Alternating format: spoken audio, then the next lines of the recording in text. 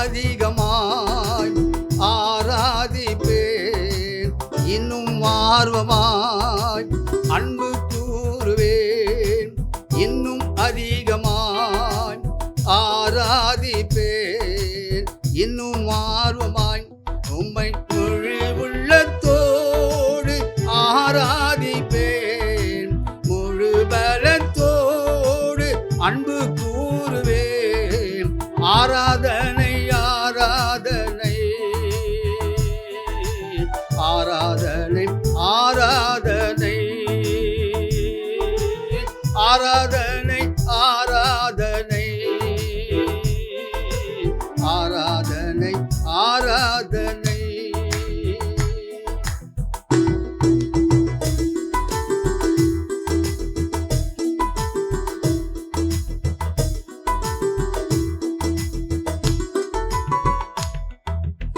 எபினேசரே எபினேசரே இதுவரையில் உதவினீரே, எபினேசரே எபினேசரே இதுவரையில் உதவினீரே, இதுவரையில் உதவினீரே. உம்மை முழு உள்ளத்தோடு ஆராதிப்பேன், முழு பலத்தோடு அன்பு கூறுவேன். ஆராதனை ஆராதனை ஆராதனை ஆராதனை ஆராதனை ஆராதனை.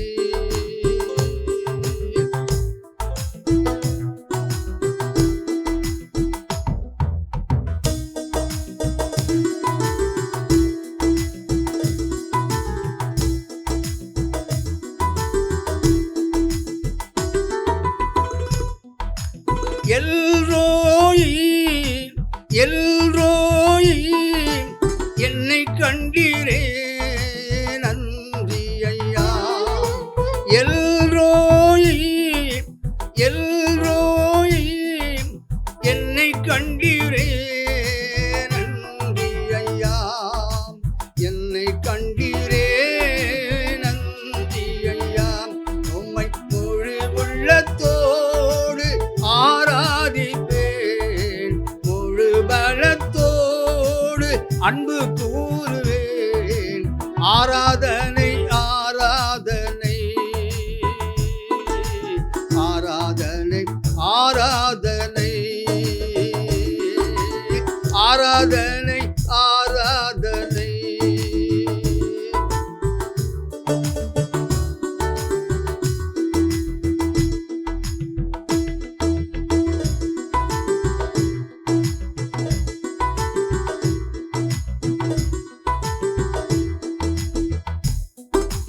யெகோவா ரப்பா யெகோவா ரப்பா சுகம் தந்தீரே நன்றி ஐயா, யெகோவா ரப்பா யெகோவா ரப்பா சுகம் தந்தீரே நன்றி ஐயா, சுகம் தந்தீரே நன்றி ஐயா.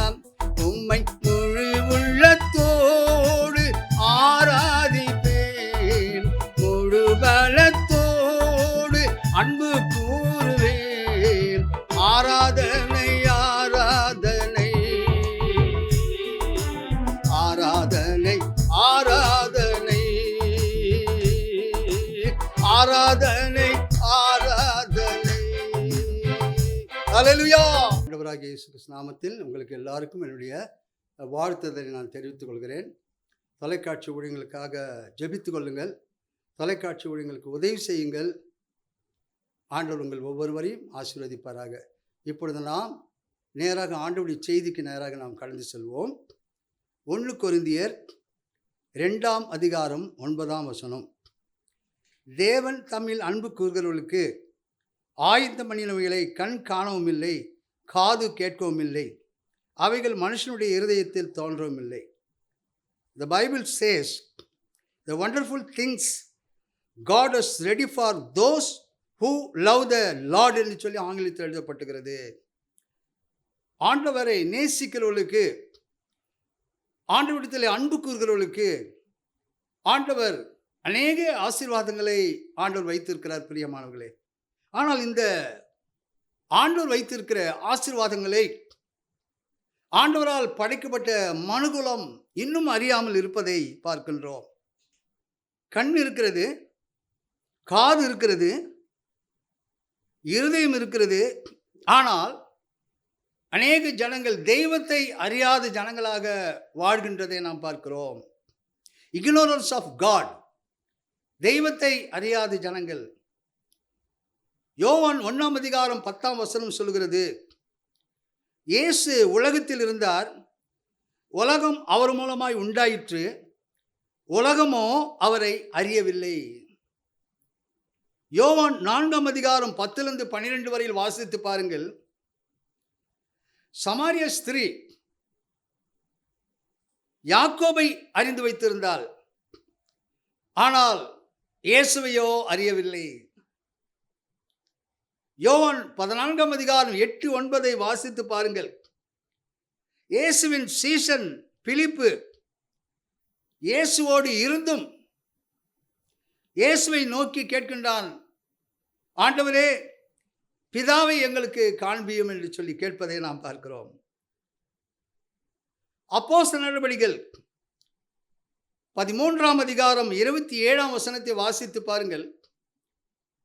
எருசலேமில் குடியிருந்தவர்கள் ஓய்வு நாளில் வாசிக்கப்பட்ட வேத வாக்கியங்களை கேட்டும் இயேசுவை அறியாதவர்களாக இருந்தார்கள் என்று சொல்லி வேதத்தில் வாசிக்கிறோம்.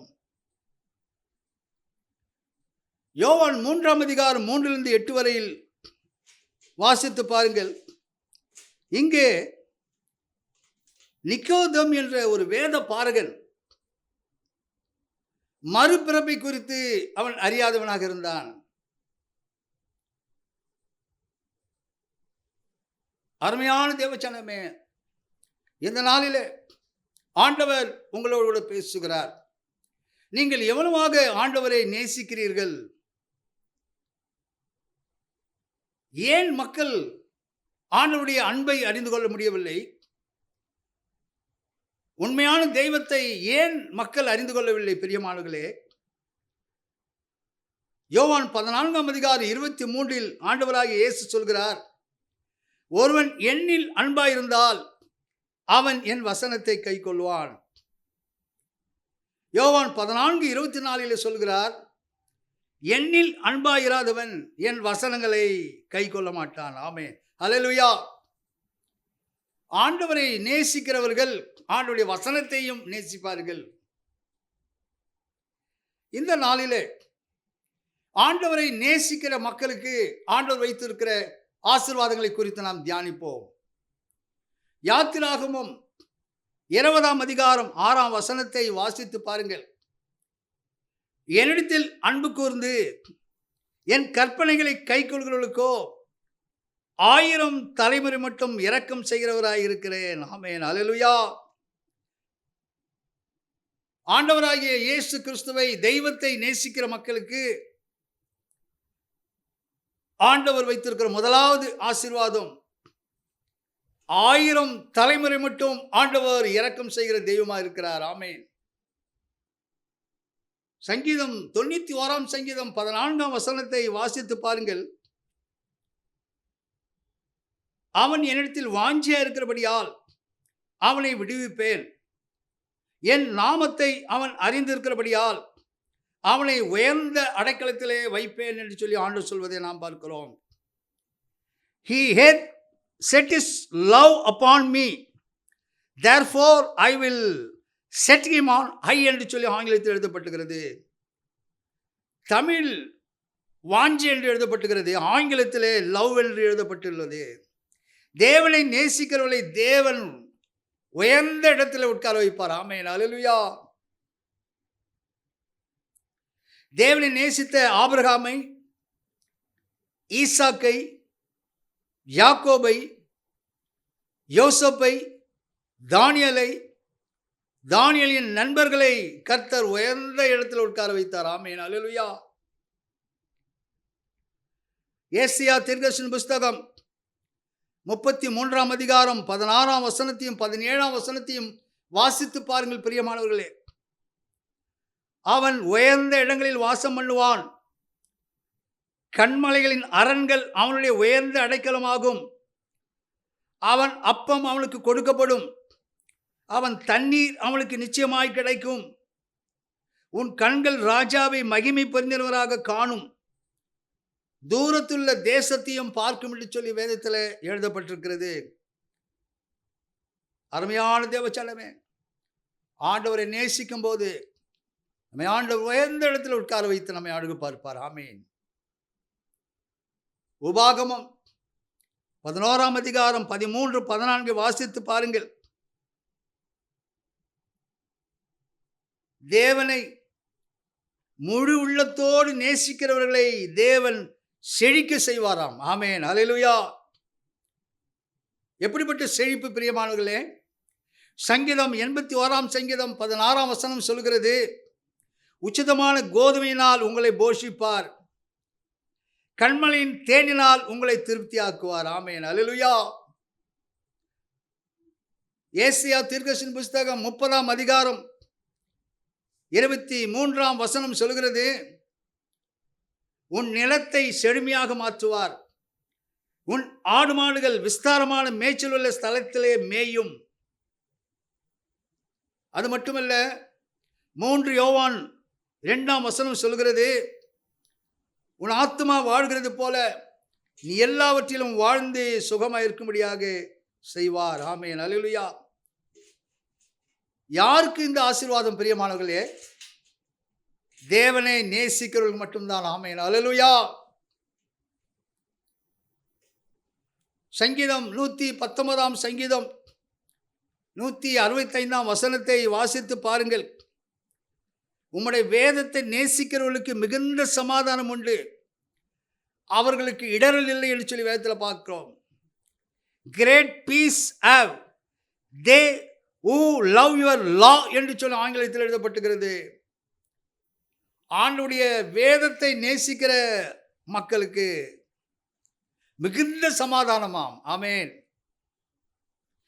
இன்னைக்கு சமாதானத்தை தேடி உலகம் அலைந்து கொண்டிருக்கிறது. இங்கு சென்றால் சமாதானம் கிடைக்குமா, அங்கு சென்றால் சமாதானம் கிடைக்குமா, இந்த ஊழியரிடத்தில் சென்றால் சமாதானம் கிடைக்குமா? அருமையான தேவச்சனமே, நீங்கள் வேதத்தை நேசித்து பாருங்கள். இயேசு உங்களுக்கு சமாதானத்தை கொடுப்பார். ஆமென். அல்லேலூயா.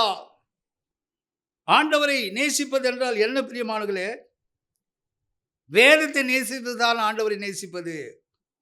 யோவான் 1ஆம் அதிகாரம் 1ஆம் வசனம் சொல்கிறது, ஆதியிலே வார்த்தை இருந்தது, அந்த வார்த்தை தேவனிடத்தில் இருந்தது, அந்த வார்த்தை தேவனாய் இருந்தது. ஆமென். அல்லேலூயா. வார்த்தையில் இயேசு இருக்கிறார். இயேசுநாதர் படத்தில் அல்ல, தெய்வம் படத்தில் அல்ல, தெய்வம் வார்த்தையில் இருக்கிறது. ஆமென். அல்லேலூயா. இயேசுவை நேசித்து பாருங்கள் பிரியமானவர்களே. உடைய வாழ்க்கையில் ஆண்டவர் மெய் சமாதானத்தை ஆண்டவர் கொடுப்பார்.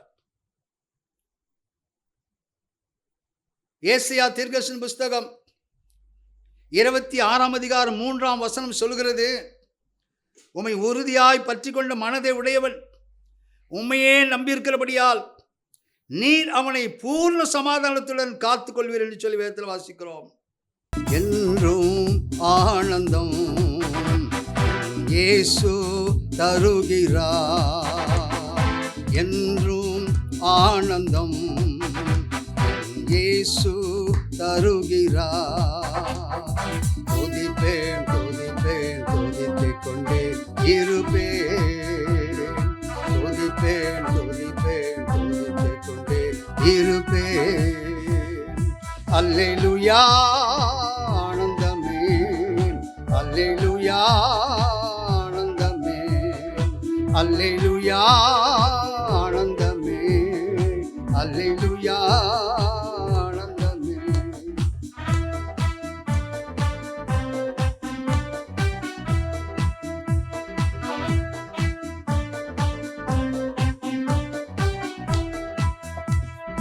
உன்னதர் மறைவில் வல்லவர் நிழலில் என்றும் தங்குவேன். உன்னதர் மறைவில் வல்லவர் நிழலில் என்றும் தங்குவேன். தேவனை நோக்கி அடைக்கல பாறை என்றே சொல்லுவேன். தேவனை நோக்கி அடைக்கல பாறை என்றே சொல்லுவேன். அல்லேலூயா ஆனந்தமே, அல்லேலூயா ஆனந்தமே, அல்லேலூயா ஆனந்தமே, அல்லேலூயா ஆனந்தமே.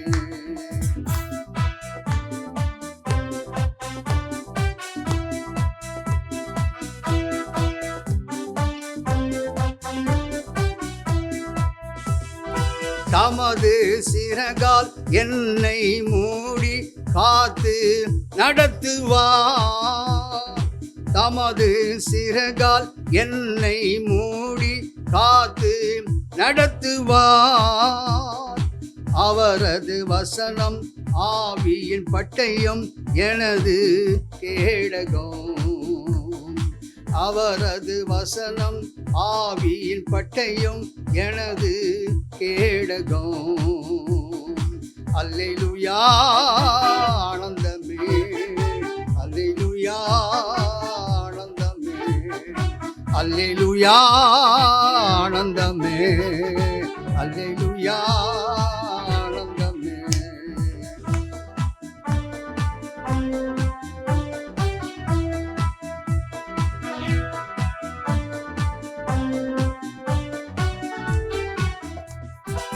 ஆபத்து நேரம் கூப்பிடும் எனக்கு என்றும் பதிலுண்டு. ஆபத்து நேரம் கூப்பிடும் எனக்கு என்றும் பதிலுண்டு. என்னோடு இருந்து விடுதலை கொடுத்து என்னை உயர்த்துவார். என்னோடு இருந்து விடுதலை கொடுத்து என்னை உயர்த்துவார். அல்லேலூயா ஆனந்தமே, அல்லேலூயா ஆனந்தமே, அல்லேலூயா ஆனந்தமே, அல்லேலூயா ஆனந்தமே. அல்லேலூயா. பேசுகிற என்னுடைய வாழ்க்கையிலும் கூட ஒரு காலத்தில் சமாதானம் அற்றவனாக நான் ஜீவித்தேன். தற்கொலைக்காக முயற்சித்திருக்கிறேன் என்னுடைய வாழ்க்கையில் சமாதானம் இல்லாத காரணத்தினால். ஆனால் ஆண்டவராகிய இயேசு கிறிஸ்துவை தேடின போது, இயேசுவை நேசிக்க ஆரம்பித்த போது, இயேசு என்னுடைய வாழ்க்கையில் மெய் சமாதானத்தை கொடுத்தார். பிரியமானவர்களே, ஆண்டவருடைய வார்த்தையை கேட்டுக்கொண்டிருக்கிற உங்களுடைய வாழ்க்கையில் தனிப்பட்ட ஜீவியத்தில், குடும்பத்தில், வேலை ஸ்தலத்தில், வியாபாரத்தில், ஊழியத்தில் ஆண்டவர் உங்களுக்கு சமாதானத்தை கொடுப்பார். ஆமென். ரோமர்கள் நிருபம் 8ஆம் அதிகாரம் 28ஆம் வசனம் சொல்கிறது, தேவனை நேசிக்கிறவர்களுக்கு சகலமும் நன்மையாக நடக்கும். ஆமென். ஆண்டவரை நேசிக்கிற பிள்ளைகளுக்கு நன்மையானாலும் தீமையானாலும் ஆண்டவர் அதை தீமையை நன்மையாக மாற்றுகிற தெய்வம். யோசப் என்ற ஒரு வாலிபனுடைய வாழ்க்கையில் அவனுடைய சகோதரன் மூலமாக தீங்கு வந்தது. பிரியமானவர்களே, யோசப்பின் தரிசனத்தை கண்டு பொறாமை கொண்டார்கள். அவனை குழியிலே தூக்கி போட்டார்கள், எகிப்தின் கையில் விற்றார்கள். ஆனால் ஆண்டவர் யோசப்பை எகிப்தின் அதிபதியாக மாற்றினார். அந்த யோசப்பு சொல்கின்றான், ஆதியாகமம் 50ஆம் அதிகாரம் 20ஆம் வசனத்திலே, தன் சகோதரரை பார்த்து, தன்னை குழியில் தூக்கி போட்ட சகோதரரை பார்த்து அவன் சொல்கின்றான், நீங்கள் எனக்கு தீமை செய்ய நினைத்தீர்கள், ஆனால் தேவனோ அதை நன்மையாக முடிய பண்ணினார். ஆமென். அல்லேலூயா. அருமையான தேவச்சனமே, தேவனை நேசிக்கின்ற உங்களுடைய வாழ்க்கையில் உங்களை நோக்கி தீமையான காரியங்கள் வருகிறதா? ஆண்டவர் இந்த நாளிலே உங்களோடு பேசிக் கொண்டிருக்கிறார். மாந்திரிகமா, செய்வனியா, பில்லி சுனியமா, எப்படிப்பட்ட காரியமாக இருந்தாலும் நீங்கள் ஆண்டவரை நேசிப்பது உண்மையானால் ஆண்டவர் உங்களுடைய வாழ்க்கையில் வருகிற தீமையான காரியத்தை அவர் நன்மையாக மாற்றுவார். எனக்கு தெரிந்த ஒரு சகோதரி, அவர் வேறொரு மதத்தை சேர்ந்தவர்கள். அவர்கள் இயேசுவை ஏற்றுக்கொண்டார்கள். ஆனால் அவருடைய உறவினர்கள் அந்த சகோதரிக்கு விரோதமாக மந்திரத்தை எழுப்பி அனுப்பினார்கள். அந்த சகோதரியை ஒன்றும் செய்ய முடியவில்லை. இந்த மந்திரவாதி எத்தனையோ மாந்திரிக சக்தியில் அனுப்பி கொண்டிருக்கிறான், முடியவில்லை. அவன் நேரடியாக வந்து விட்டான் அந்த சகோதரி வீட்டுக்கு அருகிலே. நேரடியாக வந்து இந்த மாந்திரிக சக்திகளை அனுப்பி கொண்டிருக்கிறான். ஆனால் அந்த தீய சக்திகளோ அந்த வீட்டை சுற்றி வருகிறதை தவிர அந்த சகோதரியுடைய வீட்டுக்குள் நுழைய முடியவில்லை. அந்த மந்திரவாதிக்கு ஆச்சரியமாக போய்விட்டது. நம்மையும் மீறி ஒரு சக்தி இருக்கிறதா, அந்த சக்தி என்ன சக்தியை பார்ப்போம் என்று சொல்லி அந்த வீட்டுக்குள் நுழைந்தானாம். அந்த சகோதரியை பார்த்து கேட்டானாம், எத்தனையோ மந்திரங்களை நான் ஏவி விட்டேன், உன்னை ஒன்றும் செய்ய முடியவில்லை, காரணம் என்ன? அந்த சகோதரி சாட்சி கொடுத்தாரலாம், நான் ஒரு காலத்தில் பாவியாக இருந்தேன், இயேசுவை அறியாத பிள்ளையாக இருந்தேன். ஆனால் இயேசுவை ஏற்றுக்கொண்டு நான் ஞானஸ்நானம் பெற்று ரட்சிக்கப்பட்டு மனம் திரும்பி வேறு பிரிக்கப்பட்டு ஜீவியத்தை நான் செய்து கொண்டிருக்கிறேன்.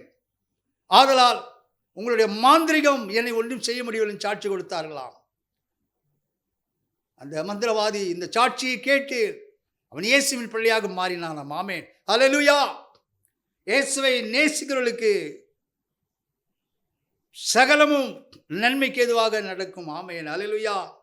தீமையை நன்மையாக மாற்றுகிற தெய்வம் இயேசுநாதர். ஹல்லேலூயா. யோவான் 21 அதிகாரம் 15-17 வரையில் வாசித்து பாருங்கள். பின் மாற்றத்துக்கு சென்ற பேதுருவை இயேசு சந்திக்கின்றார். அப்போது இயேசுவை பார்த்து பேதுரு சொன்ன வார்த்தை, ஆண்டவரே, நான் பின்மாற்றத்துக்கு சென்று விட்டது உண்மைதான், ஆனாலும் கூட இப்பொழுது நான் உம்மை நேசிக்கிறேன் அப்பா என்று 3 முறை நான் உம்மை நேசிக்கிறேன் நேசிக்கிறேன் நேசிக்கிறேன் என்று சொல்லி பேதுரு சொன்னபோது பேதுருவுக்கு கிடைத்த ஆசீர்வாதம் என்ன பிரியமானவர்களே? என் ஆடுகளை மேய்ப்பாயாக. பின்மாற்றத்துக்கு சென்ற மனிதன் தான், ஆனால் இயேசுவை நேசிக்க ஆரம்பித்த போது அவனுக்கு ஆண்டவர் ஒரு பெரிய பொறுப்பை கொடுக்கின்றார், ஊழியத்தை கொடுக்கின்றார். அருமையான தேவஜனமே, இயேசுவை நேசிக்கிறவர்களுக்கு ஒரு தனி சலுகை, சிறப்புரிமையை ஆண்டவர் நமக்கு தருவார். யோவான் 12:26 சொல்கிறார், ஊழியம் செய்கிறவர்களை பிதாவானவர் கனம் பண்ணுவார். ஆமென், ஹல்லேலூயா. அருமையான தேவஜனமே, இந்த நாளிலே நீங்கள் எவ்வளவாக இயேசுவை நேசிக்கிறீர்கள்? ஆண்டவர் உங்களோடு கூட இடைப்படுகிறார். மல்கியா 3:10-18 சொல்கிறது, தேவனுக்கு ஊழியம் செய்கிறவர்கள் வாழ்க்கையில ஆண்டவர் ஒரு வித்தியாசத்தை உண்டு பண்ணுவார். பிரியமானவர்களே, கடைசியாக தேவனை நேசிக்கிறவர்களுக்கு ஆண்டவர் வைத்திருக்கிற ஆசீர்வாதம் 2 கொரிந்தியர் 5 அதிகாரம் 14 வசனம். இங்கு பவுல் சொல்கிறார், 2 தீமோத்தேயுவின் புஸ்தகம் 4 அதிகாரம் 8 வசனத்திலே, நல்ல போராட்டத்தை போராடினேன், ஓட்டத்தை முடித்தேன், விசுவாசத்தை காத்து கொண்டேன், இது முதல் எனக்காக நீதியின் ஜீவகிரீடத்தை ஆண்டவர் எனக்கு வைத்திருக்கிறார். எனக்கு மட்டுமல்ல, அவருடைய பிரசன்னமாக விரும்பும் யாவருக்கும் அந்த பாக்கியத்தை ஆண்டவர் வைத்திருக்காருன்னு சொல்லி பவுல் சொல்வதை நாம் பார்க்கிறோம். எப்படி இப்படிப்பட்ட பாக்கியம் பவுலுக்கு கிடைத்தது? பிரியமானவர்களே, பவுல் சொல்கிறார், 2 கொரிந்தியர் 5:14 சொல்கிறார், கிறிஸ்துவின் அன்பு என்னை நெருக்கி ஏவுகிறது. 2 கொரிந்தியர் 11 அதிகாரம் 23-28 வரையில் வாசித்து பாருங்கள். அப்போஸ்தலனாகிய பவுல் கிறிஸ்துவுக்காக அநேக பாடுகளை சந்தித்தார். பிரியமானவர்களே, உபத்திரமோ, வியாகுலமோ, பசியோ, பட்டினியோ, இவை ஒன்றும் கிறிஸ்துவின் அன்பை விட்டு பிரிக்க முடியாது என்று சொல்லி இயேசுவை அதிகமாக நேசித்ததால ஆண்டவர் அவருக்கு நீதியின் கிரீடத்தை கொடுத்தார். ஆமென், ஹல்லேலூயா. ஆண்டவருடைய வார்த்தையை கேட்டுக்கொண்டிருக்க உங்களுக்கும் கூட ஆண்டவர் இப்படிப்பட்ட பாக்கியத்தை வைத்திருக்கிறார். யாக்கோபின் புஸ்தகம் 1:12 வாசித்து பாருங்கள். இயேசுவை நேசிக்கிறவர்களுக்கு நீதியின் கிரீடம் மட்டுமல்ல, ஜீவ கிரீடத்தை ஆண்டவர் வைத்திருக்கிறார். யாக்கோபு 2:5 சொல்கிறது, இயேசுவை நேசிக்கிறவர்களுக்கு நீதியின் கிரீடம் மட்டுமல்ல, ஜீவ கிரீடம் மட்டுமல்ல, இயேசுவை நேசிக்கிறவர்களுக்கு பரலோக ராஜ்யத்தை சுதந்தரிக்க செய்வார். ஆமென், அல்லேலூயா. அருமையான தேவச்சனமே, இந்த நாளிலே நீங்கள் இயேசுவை எவ்வளவாக நேசிக்கிறீர்கள்? இயேசுவை நேசிக்கிறீர்களா? உலகத்தை நேசிக்கிறீர்களா? நண்பர்களை நேசிக்கிறீர்களா? உங்கள் உற்றார் உறவினர்களை நேசிக்கிறீர்களா? இயேசுவுக்கு நீங்கள் அதிக முக்கியத்துவம் கொடுக்கிறீர்களா? இயேசுவை நேசித்து பாருங்கள். இயேசு உங்களுடைய வாழ்க்கையை ஆசீர்வதிப்பார். நாம் கண்களை மூடி ஜெபம் செய்வோம்.